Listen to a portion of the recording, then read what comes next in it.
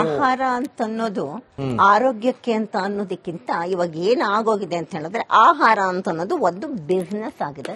ಆಹಾರ ಅನ್ನೋದು ಪ್ರಾಣಿಗಳು ಅಂತ ಅನ್ನೋದು ಪ್ರಾಣಿ ಆಗೋಕ್ಕಿಂತ ಅದೊಂದು ಕಮೋಡಿಟಿ ಆಗಿದೆ. ಇದು ಮನುಷ್ಯ ಮತ್ತೆ ಪ್ರಾಣಿ ಮಧ್ಯ ಇರುವಂತಹ ಒಂದು ಸೈಕಲಾಜಿಕಲ್. ಇದು ಮೊದ್ಲೆಲ್ಲ ನಮ್ಗೆ ಒಂದು ಜ್ಞಾಪಕ ಬರುತ್ತೆ ನೋಡಿ, ಒಂದು ಹಳೆ ಕನ್ನಡ ಹಾಡು ನೆನಪು ಬರುತ್ತೆ. ಆ ಕೋಳಿ ಮರಿನ ಇಟ್ಕೊಂಡು ಅವಳು ಮುದ್ದು ಮುದ್ದಾಗಿ ಹಾಡು ಹೇಳ್ತಾಳೆ, ಕೋಳಿ ಮರಿದೇನು ಸೇವಂತಿಗೆ ಚೆಂಡಿನ ಅಂತ. ಆ ತರಹದ ಒಂದು ಬಾಂಧವ್ಯ ಸಾಕವ್ರಿಗೆ ಕೋಳಿನಲ್ಲಿ ಇತ್ತು. ಈಗ ಅವೆಲ್ಲ ಏನು ಇಲ್ಲ. ಅವ್ರು ಬರ್ತಾನೆ, ನೀವು ಹೇಳ್ದಂಗೆ ಆ ಕಂಪನಿನಲ್ಲಿ ಏನ್ ದೊಡ್ಡದಾಗಿ ಸಾಕ್ತಾರೆ, ಅವ್ರು ಫಸ್ಟ್ ಕೇಳೋ ಪ್ರಶ್ನೆ, ಎಲ್ಲ ಕೋಳಿಗಳು ಚೆನ್ನಾಗಿದ್ಯಾ, ಅದಕ್ಕೆ ಎಷ್ಟು ನೀವು ಆಂಟಿಬಯೋಟಿಕ್ಸ್ ಕೊಟ್ಟಿದ್ದೀರಾ, ಎಷ್ಟು ಕ್ಯಾಲ್ಸಿಯಂ ಕೊಟ್ಟಿದ್ದೀರಾ ಅಂತ ಅವನು ಹಿಂಗ್ ನೋಡ್ತಾನೆ. ನೋಡ್ಬಿಟ್ಟು ನೀನೆಲ್ಲ ಮಾಡ್ತಿರೋದು ಸರಿಯಾಗಿದ್ಯಪ್ಪ ಅಂತ ಹೊರಗೆ ಹೋಗ್ತಾನೆ. ಅಲ್ಲಿ ಪ್ರಾಣಿಗೂ ಮನುಷ್ಯನಿಗೂ ಕೂಡ ಬಾಂಧವ್ಯ ಇಲ್ಲ. ನನಗೆ ಆ ಹಾಡು ಯಾವಾಗ ಇದನ್ನ ನೋಡಕ್ ಹೋಗ್ತೀನಿ, ಇದಕ್ಕೋಸ್ಕರನೇ ಹೋಗ್ತೀನಿ ಹೇಗ್ ಸಾಕ್ತಾರೆ ಅಂತ. ಅವಾಗ ಅನ್ಸುತ್ತೆ, ಅಯ್ಯೋ ಎಷ್ಟು ಮುದ್ದಾಗಿ ಹಿಂದಿನ ಕಾಲದಲ್ಲಿ ಕೋಳಿ ಸಾಕೋರು ಸಾಕ್ತಿದ್ರಲ್ಲಪ್ಪ, ಅದ್ರಲ್ಲೊಂದು ಪ್ರೀತಿ ಇತ್ತು ಅವ್ರಿಗೆ. ಸೇವಂತಿಗೆ ಚೆಡ್ಡಿನಂತ ಮುದ್ದು ಕೋಳಿ ಅಂತ ಮುದ್ದು ಮಾಡ್ತಾರೆ. ಈಗ ಯಾರೇ ಮಾಡ್ತಾ ಇದಾರೆ ಆ ತರ ಕೋಳಿ?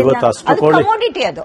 ಇವತ್ತು ಅಷ್ಟು ಕೋಳಿ ಹಳ್ಳಿನಲ್ಲಿ ಸಾಕೋತರ ಸಾಕ್ಬಿಟ್ಟು ಇವತ್ತಿನ ಬೇಡಿಕೆಗೆ ನಾವು ಸಪ್ಲೈ ಮಾಡ್ಲಿಕ್ಕೆ ಆಗ್ತಾ ಇಲ್ಲ. ಹಾಗಾಗಿ ಮಾಡಲೇಬೇಕು ದೊಡ್ಡ ಪ್ರಮಾಣದಲ್ಲಿ. ಇವತ್ತು ನಾವು ಮಾಡಿದ್ರೇನೆ ಇವತ್ತಿನ ಮಾರ್ಕೆಟ್ಗೆ ನಾವು ಮೊಟ್ಟೆ ಸಪ್ಲೈ ಮಾಡ್ಲಿಕ್ಕೆ ಆಗುತ್ತೆ. ದೊಡ್ಡ ಪ್ರಮಾಣದಲ್ಲಿ ಯಾಕೆ ಜಾಸ್ತಿ ಆಗ್ತದೆ, ಪ್ರತಿಯೊಬ್ಬರಿಗೂ ನಾವು. ಆಮೇಲೆ ತಾವ್ ಹೇಳ್ದಂಗೆ ಅದಕ್ಕೆ ಯಾವುದೇ ರೀತಿ ಆಂಟಿಬಯೋಟಿಕ್ಸ್ ಅಂತಂದ್ರೆ ಅಲ್ಲ ಮೇಡಮ್, ಆಂಟಿಬಯೋಟಿಕ್ಸ್ ಅಂತಂದ್ರೆ ಅದನ್ನೇ ಫುಲ್ ಆಗಿ ಯಾರು ಫೋರ್ಸ್ಲಿ ಮಾಡಲ್ಲ. ಅದಕ್ಕೆ ಏನು ವೆಟರ್ನರಿ ಡಾಕ್ಟರ್ಸ್ ಪ್ರಿಸ್ಕ್ರೈಬ್ ಮಾಡಿರ್ತಾರೆ ಅದ್ರ ಪ್ರಕಾರ ನಡೀತದೆ. ಈಗ ಒಂದು ಮಕ್ಕಳು ಅಂದ್ಮೇಲೆ ವ್ಯಾಕ್ಸಿನ್ ಮಾಡಲೇಬೇಕಾಗ್ತದೆ. ಅದೇ ರೀತಿ ಕೋಳಿ ಅಂತಂದ್ಮೇಲೆ ಕೋಳಿ ಮರಿಗೂ ವ್ಯಾಕ್ಸಿನ್ ಮಾಡಬೇಕಾಗ್ತದೆ. ಅದಕ್ಕೆ ಕೆಲವು ಆಯಾ ಸಂದರ್ಭದಲ್ಲಿ ಕೆಲವು ಟೈಮ್ ಕೊಡಲೇಬೇಕಾಗ್ತದೆ. ಯಾರು ಉದ್ದೇಶ ಪೂರ್ವಕವಾಗಿ ಇದರಲ್ಲಿ ನಾವೊಂದು ಕೆಮಿಕಲ್ ಹಾಕಬೇಕು ಅಥವಾ ಇದರಿಂದ ಹಾಳಾಗಬೇಕು ಮನುಷ್ಯರ ಜೀವನ ಅನ್ನೋದು ಯಾವ ರೈತರಿಗೂ ಇಲ್ಲ, ಯಾವ ಕಂಪನಿಗೂ ಇಲ್ಲ ಅಂತ ನನ್ನ ಅನಿಸಿಕೆ. ನಾನು ಆ ದೃಷ್ಟಿನಲ್ಲಿ ಹೇಳಿಲ್ಲ. ನಾನು ಏನ್ ಹೇಳ್ತಾ ಇದ್ದೀನಿ ಅಂತ ಹೇಳಿದ್ರೆ, ಈ ಪ್ರತಿಯೊಂದು ಈ ಪಾಲಿಸಿಗಳು ಅಂತ ಏನಿದೆಲ್ಲ, ರೈತಾನೋ ಅಥವಾ ಯಾರು ಅದನ್ನ ಮಾಡ್ತಾ ಇದಾರೆ ಅವರ ಪಾಲಿಸಿ ಪ್ರಕಾರನೇ ಹೋಗ್ತಾ ಇದ್ದಾರೆ. ಆ ಪಾಲಿಸಿಗಳಲ್ಲಿ ನಾವು ಹೀಗೆ ತಗೊಂಡು ಬರ್ತಾ ಇದ್ದೀವಿ. ಅಂದ್ರೆ ಈಗ ನಾವು ನೋಡಿ, ಆ ಪಾಲಿಸಿನಲ್ಲಿ ನಿಮಗೆ 0.75 ತನಕ ಇರ್ಬೋದು. ಇನ್ನು ಕೆಲವು ಕಡೆ ನಾವು ನೋಡಕ್ ಹೋದಾಗ ನಮ್ಮ ಇಂಡಿಯಾದಲ್ಲಿ 0.7 ಇಂದ 1 ಗ್ರಾಮ್ ತನಕ ಇರಬಹುದು ಅಂತ ಹೇಳ್ತಾ ಇದ್ದಾರೆ. ನಿನ್ನೆನೂ ಸಹ ಡಾಕ್ಟರ್ ಕೀರ್ತಿ ಅವರು ಸಹ ಅದನ್ನ ಹೇಳಿದ್ದಾರೆ. ಒಂದು ತನಕ ಅಂದ್ರೆ ಅದು ಪರ್ಮಿಸಿಬಲ್ ಅಮೌಂಟ್ ಅಂತ ಆಯ್ತು. ಅಲ್ಲಿಗೆ ಅದಕ್ಕೆ ನೀವು ಪರ್ಮಿಷನ್ ಕೊಡ್ತಿದ್ದೀರಿ ಅಂತಂದ್ರೆ ಅದನ್ನ ತೆಗೆದುಕೊಳ್ಳೋದು ಮಾರಕ ಅಂತ ಅನ್ನೋದು ಅದ ಹಿನ್ನೆಲೆಯಲ್ಲಿ ಇದ್ದೇ ಇದೆ. ನಾನು ಒಬ್ಬರನ್ನ ಬ್ಲೇಮ್ ಮಾಡ್ತಾ ಇಲ್ಲ, ಒಂದು ಕಂಪನಿನಲ್ಲ. ಈ ಪಾಲಿಸಿಗಳು ಯಾಕೆ ಬಂತು ಅದು ನಾನು ಕೇಳ್ತಾ ಇರೋದು. ಅದನ್ನ ಮಾಡಿದ ಸರ್ಕಾರ, ಪಶುಸಂಗೋಪನಾ ಇಲಾಖೆ ಅದನ್ನೆಲ್ಲ ನೋಡ್ತದೆ. ಸರ್ಕಾರ ಇವರು ಅಂತಲ್ಲ, ಒಟ್ಟಾರೆ ನಾನು ಹೇಳ್ತಾ ಇದ್ದೀನಿ, ತಪ್ಪಿಸ್ಕೊಳ್ಳುವಂತ ಪ್ರಶ್ನೆಗಳನ್ನ ಉತ್ತರಗಳನ್ನ ನಾವು ಕೊಡ್ಕೊಡುದು. ಸಮಾಜಕ್ಕೆ ಏನು ಸಾಧಕ ಬಾಧಕ ಅಂತ ಅನ್ನೋದನ್ನ ನೋಡಿದಾಗ ಈ ಪಾಲಿಸಿಗಳನ್ನ ಯಾಕೆ ಮಾಡಿದ್ರು, ಈ ಪಾಲಿಸಿಗಳು ಮಾಡಿ ಹೆಚ್ಚು ಹೆಚ್ಚು ಮೊಟ್ಟೆಗಳನ್ನ ತಯಾರು ನಮ್ಮ ಮಾತೆ ಹೇಳಬೇಕಾಗಿ ಬರುತ್ತಿದೆ.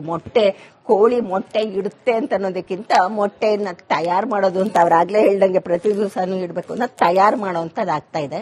ಇಲ್ಲಿ ಏನಾಗ್ತಾ ಇದೆ ಅಂತ ಹೇಳಿದ್ರೆ, ಒಂದು ತಪ್ಪನ್ನ ಇಡೀ ಸಮಾಜಕ್ಕೆ ಹೇಳ್ತಾ ಇದೀವಿ. ಒಂದು ಈ ಕಡೆ ಸಾಕ್ತಾ ಇರೋ ರೀತಿನಲ್ಲೊಂದು ಪ್ರತಿಯೊಬ್ರು ಕೋಳಿ ತಿಂದ್ರೆ ಮಾತ್ರನೇ, ಕೋಳಿ ಮೊಟ್ಟೆ ತಿಂದ್ರೆ ಮಾತ್ರನೇ ಪ್ರೋಟೀನ್ ಸಿಕ್ಕತ್ತೆ ಅಂತ ಹೇಳೋದು ಮಾತ್ರ 100ಕ್ಕೆ 100 ಸುಳ್ಳು.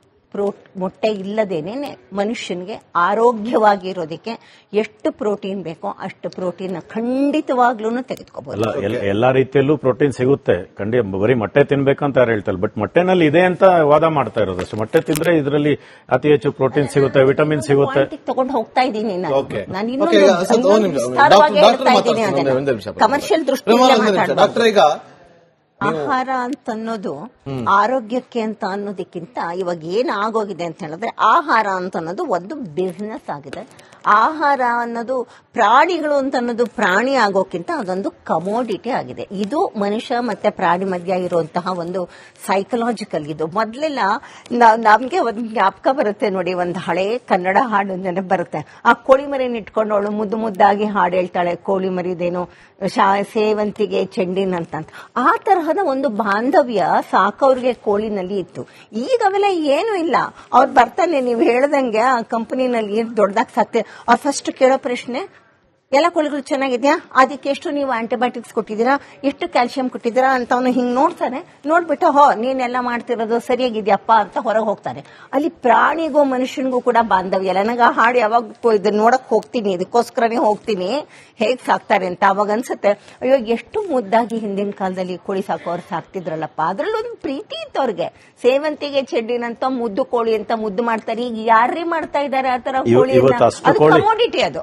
ಇವತ್ತು ಅಷ್ಟು ಕೋಳಿ ಹಳ್ಳಿನಲ್ಲಿ ಸಾಕೋತರ ಸಾಕ್ಬಿಟ್ಟು ಇವತ್ತಿನ ಬೇಡಿಕೆಗೆ ನಾವು ಸಪ್ಲೈ ಮಾಡ್ಲಿಕ್ಕೆ ಆಗ್ತಾ ಇಲ್ಲ. ಕಮೋಡಿಟಿ ಆಗಿದೆ ಅನ್ನೋದನ್ನ ಹಾಗಾಗಿ ಮಾಡ್ಲೇಬೇಕು. ದೊಡ್ಡ ಪ್ರಮಾಣದಲ್ಲಿ ಇವತ್ತು ನಾವು ಮಾಡಿದ್ರೇನೆ ಇವತ್ತಿನ ಮಾರ್ಕೆಟ್ಗೆ ನಾವು ಮೊಟ್ಟೆ ಸಪ್ಲೈ ಮಾಡ್ಲಿಕ್ಕೆ. ದೊಡ್ಡ ಪ್ರಮಾಣದಲ್ಲಿ ಕೂಡ ಯಾಕೆ ಜಾಸ್ತಿ ಆಗ್ತದೆ, ಪ್ರತಿಯೊಬ್ಬರಿಗೂ ನಾವು ಆಮೇಲೆ ತಾವ್ ಹೇಳ್ದಂಗೆ ಅದಕ್ಕೆ ಯಾವುದೇ ರೀತಿ ಆಂಟಿಬಯೋಟಿಕ್ಸ್ ಅಂತಂದ್ರೆ ಅಲ್ಲ ಮೇಡಮ್, ಆಂಟಿಬಯೋಟಿಕ್ಸ್ ಅಂತಂದ್ರೆ ಅದನ್ನೇ ಫುಲ್ ಆಗಿ ಯಾರು ಫೋರ್ಸ್ಲಿ ಮಾಡಲ್ಲ. ಅದಕ್ಕೆ ಏನು ವೆಟರ್ನರಿ ಡಾಕ್ಟರ್ಸ್ ಪ್ರಿಸ್ಕ್ರೈಬ್ ಮಾಡಿರ್ತಾರೆ ಅದ್ರ ಪ್ರಕಾರ ನಡೀತದೆ. ಈಗ ಒಂದು ಮಕ್ಕಳು ಅಂದ್ಮೇಲೆ ವ್ಯಾಕ್ಸಿನ್ ಮಾಡಲೇಬೇಕಾಗ್ತದೆ. ಅದೇ ರೀತಿ ಕೋಳಿ ಅಂತಂದ್ಮೇಲೆ ಕೋಳಿ ಮರಿಗೂ ವ್ಯಾಕ್ಸಿನ್ ಮಾಡಬೇಕಾಗ್ತದೆ. ಅದಕ್ಕೆ ಕೆಲವು ಆಯಾ ಸಂದರ್ಭದಲ್ಲಿ ಕೆಲವು ಟೈಮ್ ಕೊಡಲೇಬೇಕಾಗ್ತದೆ. ಪ್ರತಿಯೊಂದು ಯಾರು ಉದ್ದೇಶಪೂರ್ವಕವಾಗಿ ಇದರಲ್ಲಿ ನಾವು ಒಂದು ಕೆಮಿಕಲ್ ಹಾಕಬೇಕು ಅಥವಾ ಇದರಿಂದ ಹಾಳಾಗಬೇಕು ಮನುಷ್ಯರ ಜೀವನ ಅನ್ನೋದು ಯಾವ ರೈತರಿಗೂ ಇಲ್ಲ, ಯಾವ ಕಂಪನಿಗೂ ಇಲ್ಲ ಅಂತ ನನ್ನ ಅನಿಸಿಕೆ. ನಾನು ಆ ದೃಷ್ಟಿನಲ್ಲಿ ಹೇಳಿಲ್ಲ. ನಾನು ಏನ್ ಹೇಳ್ತಾ ಇದ್ದೀನಿ ಅಂತ ಹೇಳಿದ್ರೆ, ಈ ಪ್ರತಿಯೊಂದು ಈ ಪಾಲಿಸಿಗಳು ಅಂತ ಏನಿದೆಲ್ಲ, ರೈತಾನೋ ಅಥವಾ ಯಾರು ಅದನ್ನ ಮಾಡ್ತಾ ಇದಾರೆ ಅವರ ಪಾಲಿಸಿ ಪ್ರಕಾರನೇ ಹೋಗ್ತಾ ಇದ್ದಾರೆ. ಆ ಪಾಲಿಸಿಗಳಲ್ಲಿ ನಾವು ಹೀಗೆ ತಗೊಂಡು ಬರ್ತಾ ಇದ್ದೀವಿ. ಅಂದ್ರೆ ಈಗ ನಾವು ನೋಡಿ, ಆ ಪಾಲಿಸಿನಲ್ಲಿ ನಿಮಗೆ 0.75 ತನಕ ಇರ್ಬೋದು. ಇನ್ನು ಕೆಲವು ಕಡೆ ನಾವು ನೋಡಕ್ ಹೋದಾಗ ನಮ್ಮ ಇಂಡಿಯಾದಲ್ಲಿ 0.7 ಇಂದ 1 ಗ್ರಾಮ್ ತನಕ ಇರಬಹುದು ಅಂತ ಹೇಳ್ತಾ ಇದ್ದಾರೆ. ನಿನ್ನೆನೂ ಸಹ ಡಾಕ್ಟರ್ ಕೀರ್ತಿ ಅವರು ಸಹ ಅದನ್ನ ಹೇಳಿದ್ದಾರೆ. ಒಂದು ತನಕ ಅಂದ್ರೆ ಅದು ಪರ್ಮಿಸಿಬಲ್ ಅಮೌಂಟ್ ಅಂತ ಆಯ್ತು. ಅಲ್ಲಿಗೆ ಅದಕ್ಕೆ ನೀವು ಪರ್ಮಿಷನ್ ಕೊಡ್ತಿದ್ದೀರಿ ಅಂತಂದ್ರೆ ಅದನ್ನ ತೆಗೆದುಕೊಳ್ಳೋದು ಮಾರಕ ಅಂತ ಅನ್ನೋದು ಅದ ಹಿನ್ನೆಲೆಯಲ್ಲಿ ಇದ್ದೇ ಇದೆ. ನಾನು ಒಬ್ಬರನ್ನ ಬ್ಲೇಮ್ ಮಾಡ್ತಾ ಇಲ್ಲ, ಒಂದು ಕಂಪನಿನಲ್ಲ. ಈ ಪಾಲಿಸಿಗಳು ಯಾಕೆ ಬಂತು ಅದು ನಾನು ಕೇಳ್ತಾ ಇರೋದು. ಅದನ್ನ ಮಾಡಿದ ಸರ್ಕಾರ, ಪಶುಸಂಗೋಪನಾ ಇಲಾಖೆ ಅದನ್ನೆಲ್ಲ ನೋಡ್ತದೆ. ಸರ್ಕಾರ ಇವರು ಅಂತಲ್ಲ, ಒಟ್ಟಾರೆ ನಾ ಹೇಳ್ತಾ ಇದೀನಿ, ತಪ್ಪಿಸ್ಕೊಳ್ಳುವಂತ ಪ್ರಶ್ನೆಗಳನ್ನ ಉತ್ತರಗಳನ್ನ ನಾವು ಕೊಡ್ಕೊಡುದು. ಸಮಾಜಕ್ಕೆ ಏನು ಸಾಧಕ ಬಾಧಕ ಅಂತ ಅನ್ನೋದನ್ನ ನೋಡಿದಾಗ ಈ ಪಾಲಿಸಿಗಳನ್ನ ಯಾಕೆ ಮಾಡಿದ್ರು, ಈ ಪಾಲಿಸಿಗಳು ಮಾಡಿ ಹೆಚ್ಚು ಹೆಚ್ಚು ಮೊಟ್ಟೆಗಳನ್ನ ತಯಾರು ನಮ್ಮ ಮಾತೆ ಹೇಳಬೇಕಾಗಿ ಬರುತ್ತಿದೆ.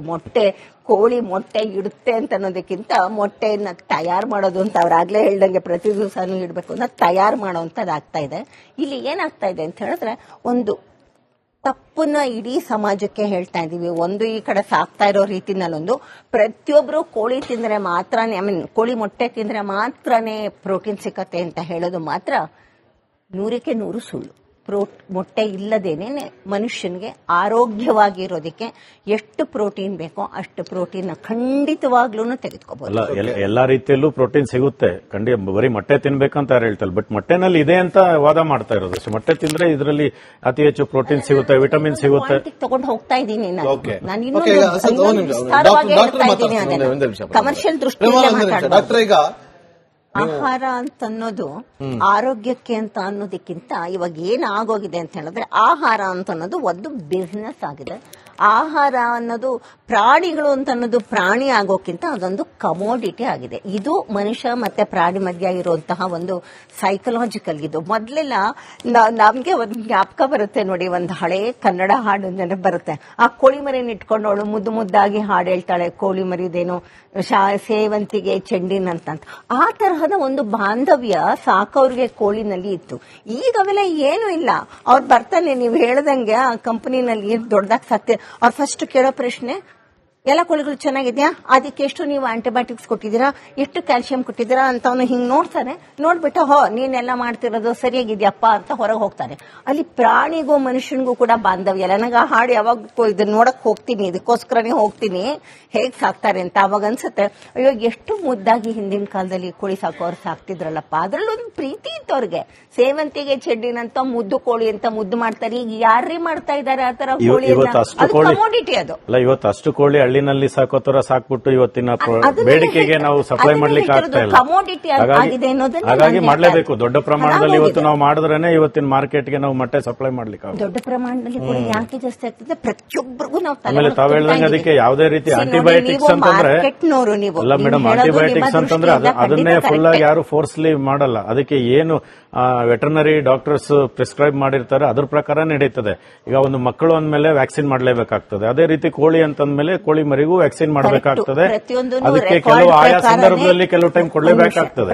ಪ್ರತಿಯೊಂದು ಯಾರು ನೀವು ಉದ್ದೇಶಪೂರ್ವಕವಾಗಿ ಇದರಲ್ಲಿ ನಾವೊಂದು ಕೆಮಿಕಲ್ ಹಾಕ್ಬೇಕು ಅಥವಾ ಇದರಿಂದ ಹಾಳಾಗಬೇಕು ಮನುಷ್ಯರ ಜೀವನ ಅನ್ನೋದು ಯಾವ ರೈತರಿಗೂ ಇಲ್ಲ, ಯಾವ ಕಂಪನಿಗೂ ಇಲ್ಲ ಅಂತ ನನ್ನ ಅನಿಸಿಕೆ. ನಾನು ಆ ದೃಷ್ಟಿನಲ್ಲಿ ಹೇಳಿಲ್ಲ. ನಾನು ಏನ್ ಹೇಳ್ತಾ ಇದ್ದೀನಿ ಅಂತ ಹೇಳಿದ್ರೆ, ಈ ಪ್ರತಿಯೊಂದು ಈ ಪಾಲಿಸಿಗಳು ಅಂತ ಏನಿದೆಲ್ಲ, ರೈತಾನೋ ಅಥವಾ ಯಾರು ಅದನ್ನ ಮಾಡ್ತಾ ಇದಾರೋ ಅವರ ಪಾಲಿಸಿ ಪ್ರಕಾರನೇ ಹೋಗ್ತಾ ಇದ್ದಾರೆ.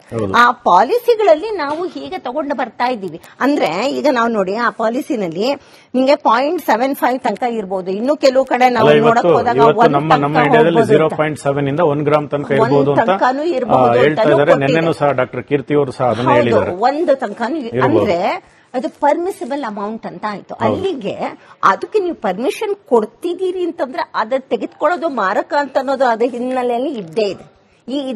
ನಾವು ನಾನು ಒಬ್ಬರನ್ನ ಬ್ಲೇಮ್ ಮಾಡ್ತಾ ಇಲ್ಲ, ಒಂದು ಕಂಪನಿನಲ್ಲ. ಈ ಪಾಲಿಸಿಗಳು ಯಾಕೆ ಬಂತು ಅದು ನಾನು ಕೇಳ್ತಾ ಇರೋದು. ಅದನ್ನ ಮಾಡಿದ ಸರ್ಕಾರ, ಪಶುಸಂಗೋಪನಾ ಇಲಾಖೆ ಅದನ್ನೆಲ್ಲ ನಾನು ನೋಡ್ತದೆ. ಸರ್ಕಾರ ಇವರು ಅಂತಲ್ಲ, ಒಟ್ಟಾರೆ ನಾನು ಹೇಳ್ತಾ ಇದ್ದೀನಿ, ತಪ್ಪಿಸ್ಕೊಳ್ಳುವಂತ ಪ್ರಶ್ನೆಗಳನ್ನ ಉತ್ತರಗಳನ್ನ ನಾವು ಕೊಡ್ಕೊಡುದು. ಸಮಾಜಕ್ಕೆ ಏನು ಸಾಧಕ ಬಾಧಕ ಅಂತ ಅನ್ನೋದನ್ನ ನೋಡಿದಾಗ ಈ ಪಾಲಿಸಿಗಳನ್ನ ಯಾಕೆ ಮಾಡಿದ್ರು, ಈ ಪಾಲಿಸಿಗಳು ಮಾಡಿ ಹೆಚ್ಚು ಹೆಚ್ಚು ಮೊಟ್ಟೆಗಳನ್ನ ತಯಾರು ಅನ್ನೋ ಮಾತೆ ಹೇಳಬೇಕಾಗಿ ಬರುತ್ತಿದೆ. ಕೋಳಿ ಮೊಟ್ಟೆ ಇಡುತ್ತೆ ಅಂತ ಅನ್ನೋದಕ್ಕಿಂತ ಮೊಟ್ಟೆಯನ್ನ ತಯಾರು ಮಾಡೋದು ಅಂತ ಅವ್ರಾಗ್ಲೇ ಹೇಳ್ದಂಗೆ ಪ್ರತಿ ದಿವಸನೂ ಇಡಬೇಕು ಅಂತ ತಯಾರು ಮಾಡೋಂಥದ್ದಾಗ್ತಾ ಇದೆ. ಇಲ್ಲಿ ಏನಾಗ್ತಾ ಇದೆ ಅಂತ ಹೇಳಿದ್ರೆ, ಒಂದು ತಪ್ಪನ್ನ ಇಡೀ ಸಮಾಜಕ್ಕೆ ಹೇಳ್ತಾ ಇದೀವಿ. ಒಂದು ಈ ಕಡೆ ಸಾಕ್ತಾ ಇರೋ ರೀತಿನಲ್ಲೊಂದು ಪ್ರತಿಯೊಬ್ರು ಕೋಳಿ ತಿಂದ್ರೆ ಮಾತ್ರನೇ, ಕೋಳಿ ಮೊಟ್ಟೆ ತಿಂದ್ರೆ ಮಾತ್ರನೇ ಪ್ರೋಟೀನ್ ಸಿಕ್ಕತ್ತೆ ಅಂತ ಹೇಳೋದು ಮಾತ್ರ 100ಕ್ಕೆ 100 ಸುಳ್ಳು. ಮೊಟ್ಟೆ ಇಲ್ಲದೇನೆ ಮನುಷ್ಯನಿಗೆ ಆರೋಗ್ಯವಾಗಿರೋದಕ್ಕೆ ಎಷ್ಟು ಪ್ರೋಟೀನ್ ಬೇಕೋ ಅಷ್ಟು ಪ್ರೋಟೀನ್ ಖಂಡಿತವಾಗ್ಲೂ ತೆಗೆದುಕೋಬಹುದು. ಎಲ್ಲಾ ರೀತಿಯಲ್ಲೂ ಪ್ರೋಟೀನ್ ಸಿಗುತ್ತೆ, ಬರೀ ಮೊಟ್ಟೆ ತಿನ್ಬೇಕಂತ ಯಾರು ಹೇಳ್ತಾರೆ. ಬಟ್ ಮೊಟ್ಟೆನಲ್ಲಿ ಇದೆ ಅಂತ ವಾದ ಮಾಡ್ತಾ ಇರೋದು. ಮೊಟ್ಟೆ ತಿಂದ್ರೆ ಇದರಲ್ಲಿ ಅತಿ ಹೆಚ್ಚು ಪ್ರೋಟೀನ್ ಸಿಗುತ್ತೆ, ವಿಟಮಿನ್ ಸಿಗುತ್ತೆ. ತಗೊಂಡು ಹೋಗ್ತಾ ಇದ್ದೀನಿ ನಾನು ಇನ್ನೊಂದು ವಿಸ್ತಾರವಾಗಿ ಹೇಳ್ತಾ ಇದ್ದೀನಿ. ಕಮರ್ಷಿಯಲ್ ದೃಷ್ಟಿಯಿಂದ ಡಾಕ್ಟರ್, ಈಗ